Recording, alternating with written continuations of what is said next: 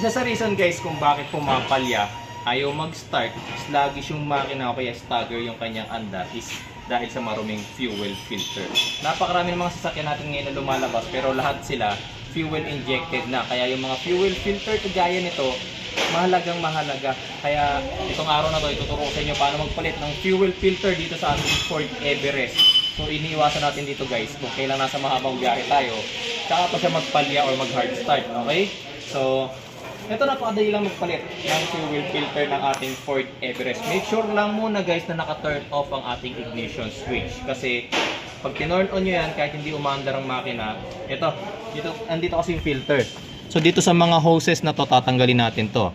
Kapag naka-turn on ang makina ninyo at hinugot nyo yung mga hoses na yan guys, sisirit ang napakalakas na crudo or yung diesel dyan. Okay? So kailangan turn off yung ignition switch. So ito, apat ang tatanggalin natin dyan. Okay, so kailangan muna natin tanggalin yung mga clip. Yan, medyo mahirap abutin yung nasa ilalim. Ito iaangat lang natin. Yan. Tapos mahuhugot nyo na yan.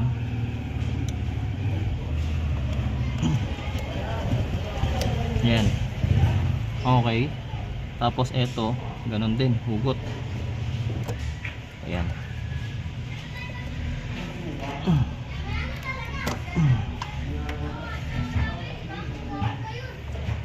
Hugot din to.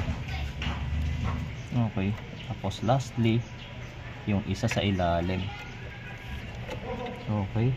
Tapos pag natanggal nyo na yung apat, mayroon talagang tutulong diesel dyan guys, hindi natin maiiwasan yan. Itong mismong fuel filter housing natin, hinuhugot na lang yan pataas. Yan.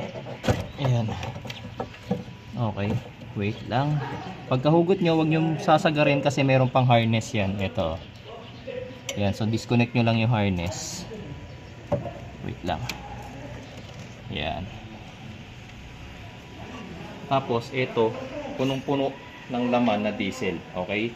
Nga pala, bago ninyo buksan itong ating fuel filter housing, mapapansin ninyo, merong marking yan. Ito. Nakikita nyo yung triangle na yan.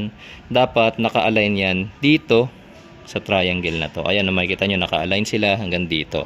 Mamaya kapag sinarado nyo to, pinalitin nyo na ng filter, kailangan naka-align yan. Okay? Huwag nyo pagbabaliktarin. Okay?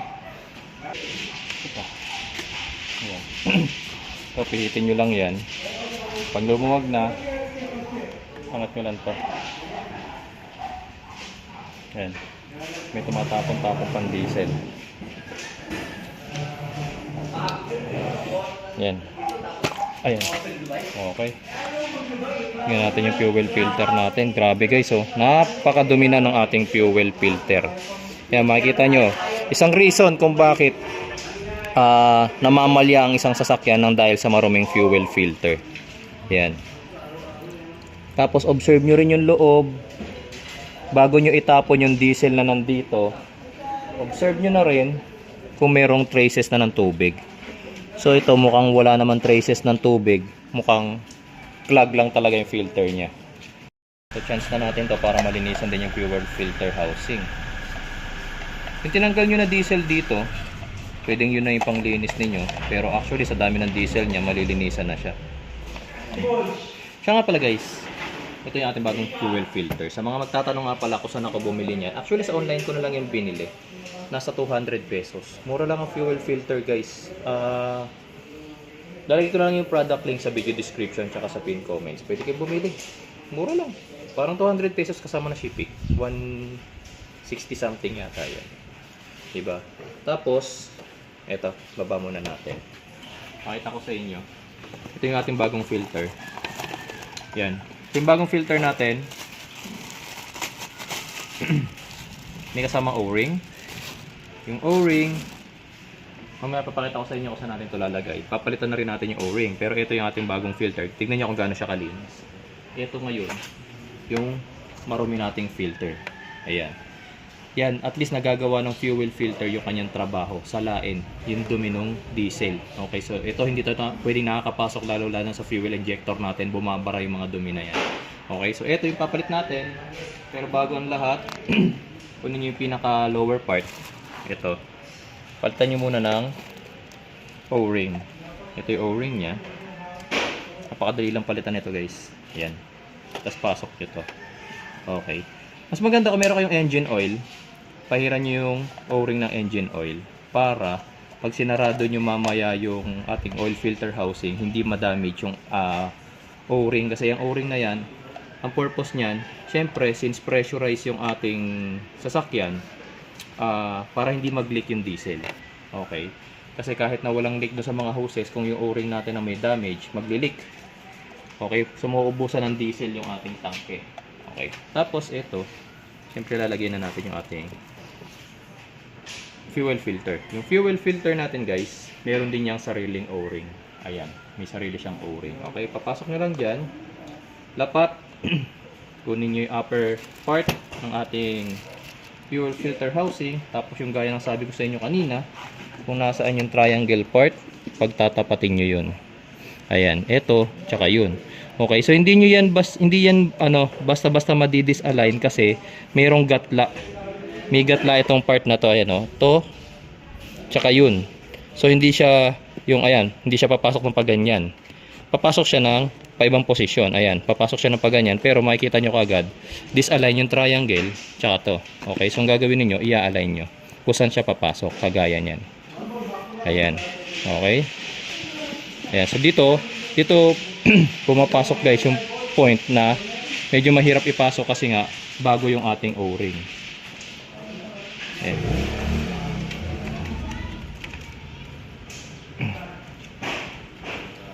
Ayan. Maganda bago nyo isarado yung thread, mailapat nyo na yung filter ay yung mismong cap. Ayan.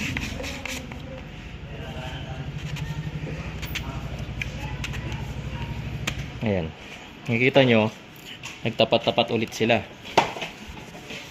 Ayan, pakita muna natin. Tapat-tapat na ulit sila. Itong triangle na to, yung triangle nung lock, tsaka yung triangle dito sa upper part. Okay, so ngayon time na to, ang gagawin na natin, babalik na natin itong ating fuel filter housing. Okay. So first thing, kabit nyo ulit yung harness na hinugot ninyo. Ayan, hindi lang mapakita sa video guys, pero may harness yan ha. Kung nyo kakalimutang ikabit. Hindi nyo naman mapagbabaliktad yan. Hindi naman magkakabaliktad ng kabit yan. Kasi yung harness natin, unique. Ayan o.